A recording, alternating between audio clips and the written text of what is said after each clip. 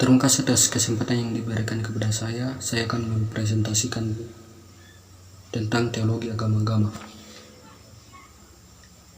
Teologi agama-agama dalam bahasa Inggris yaitu Theology of Religions, dan dalam bahasa Latin Theologia Religionum, merupakan lambang dari ilmu teologi yang membahas bagaimana kekristenan memberi respon teologis terhadap kenyataan adanya pluralisme agama di luar dirinya. Teologi agama-agama juga berfokus bagaimana umat Kristen memandang dan menilai agama-agama lain, serta hubungan yang positif antara umat beragama dimungkinkan melalui teologi yang dikonstruksi. Adapun tantangan keagamaan menurut Sumartanan yang dikutip dalam buku yang ditulis oleh Dr. Wendy Sopwadi Hutahian SEMTH yang berjudul Teologi Agama-agama. Ia mengatakan bahwa tantangan keagamaan yang mendasar yang kita hadapi sekarang ini bisa kita ungkap dengan satu kata, yaitu pluralisme. Pluralisme merupakan satu-satunya tantangan, akan tetapi bila tantangan itu tidak diperhatikan dengan sungguh-sungguh, maka agama-agama akan kehilangan persepsi yang benar tentang dunia dan masyarakat sekarang, atau akan sulit untuk menerima atau memahami tantangan dunia dan masyarakat sekarang. Pengertian pluralisme terdiri dari dua kata, plural dan isme, yang berarti paham atas keberagaman, dan secara luas pluralisme merupakan paham yang menghargai adanya perbedaan dalam suatu masyarakat dan memperbolehkan kelompok yang berbeda tersebut untuk tetap menjaga keunikan kebudayaannya masing-masing. Selain pengertian pluralisme secara umum dan secara luas, adapun pengertian pluralisme agama menurut Anis Malik Toha, yaitu kondisi hidup bersama atau keadaan hidup berdampingan secara damai yang bertentangan atau berbeda pendapat antara satu dengan yang lainnya, antara agama dalam arti yang luas yang berbeda-beda dalam suatu komunitas dengan tetap mempertahankan ciri-ciri spesifik atau ajaran masing-masing agama.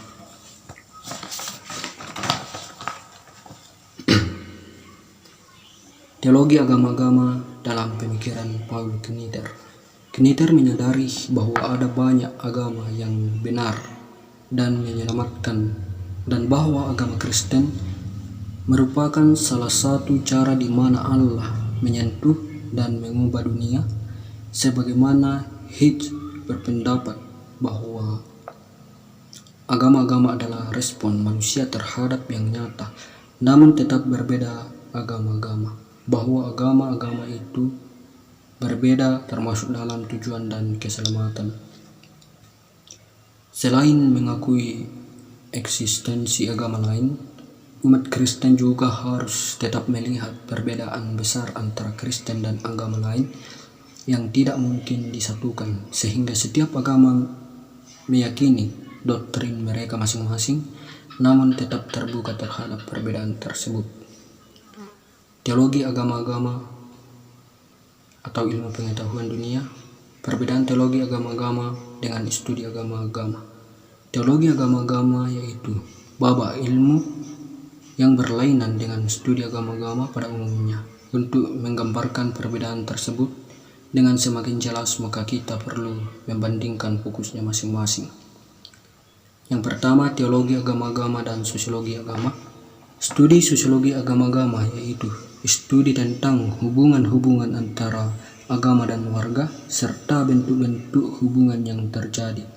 Hal-hal yang menjadi perhatian dari studi ini yaitu bagaimana kepercayaan agama tertentu memengaruhi suatu warga, atau bagaimana keyakinan agama tertentu memengaruhi pola hubungan dengan umat beragama lain. Teologi agama-agama juga mempelajari bidang manusiawi dan bidang ilahi di dalam agama-agama.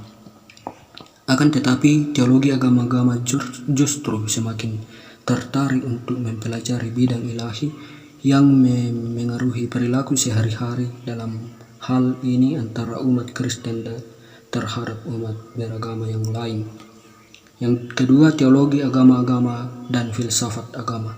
Filsafat agama yaitu refleksi filosofis mengenai agama dengan menggunakan acara filsafat secara sistematis dalam menganalisis inti pokok suatu agama seperti pemikiran Tuhan yang suci, keselamatan, ibadah, kurban, doa, dan sebagainya.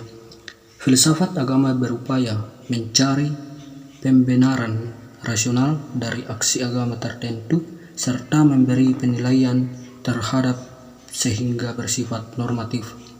Teologi agama-agama juga memberikan penilaian seperti filsafat, tetapi di dalam terang iman Kristen yang berupaya menilai agama-agama yang lain bukan berdasarkan rasionalitas seperti filsafat agama, melainkan pernyataan Allah.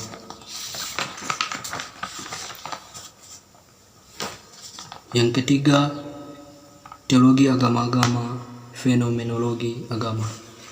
Fenomenologi agama yaitu babak studi yang berupaya melihat kepelbagian agama secara fenomenologis. Fenomenologis gunanya bagaimana pemeluk agama-agama berucap tentang apa yang mereka yakini dan percayai sejauh dapat diteliti atau fenomena. Di sini penilaian oleh pengamat dihindari dan keunikan tiap agama berupaya dipertahankan.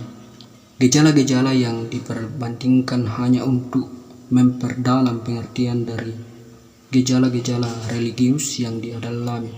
Di dalam teologi agama-agama, penilaian terhadap agama lain dari perspektif kekristenan tidak dapat dibebaskan. Hendak tetapi semangat yang mendasarinya bukan semangat konfrontatif, melainkan justru bagaimana umat Kristen dan umat beragama lainnya dapat hidup bersama secara harmonis di dalam konteks kemajemukan agama.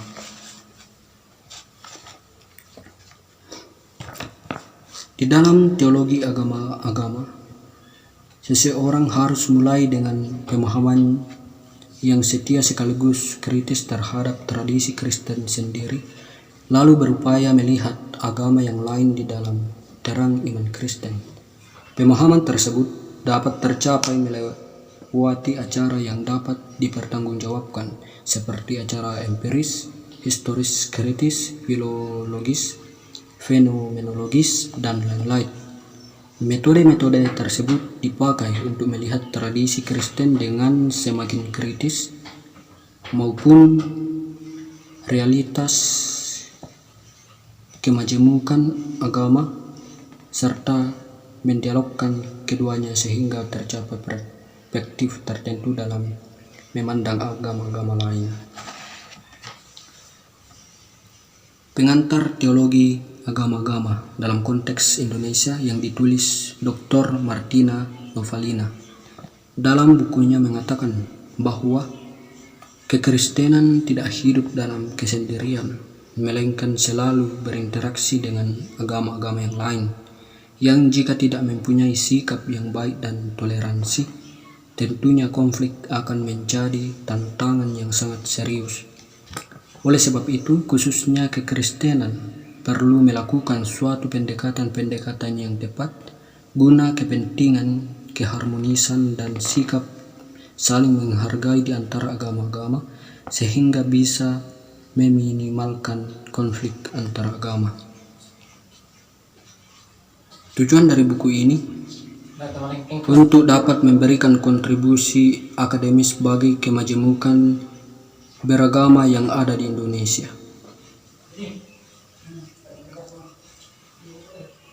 Demikian presentasi dari saya ucapkan terima kasih.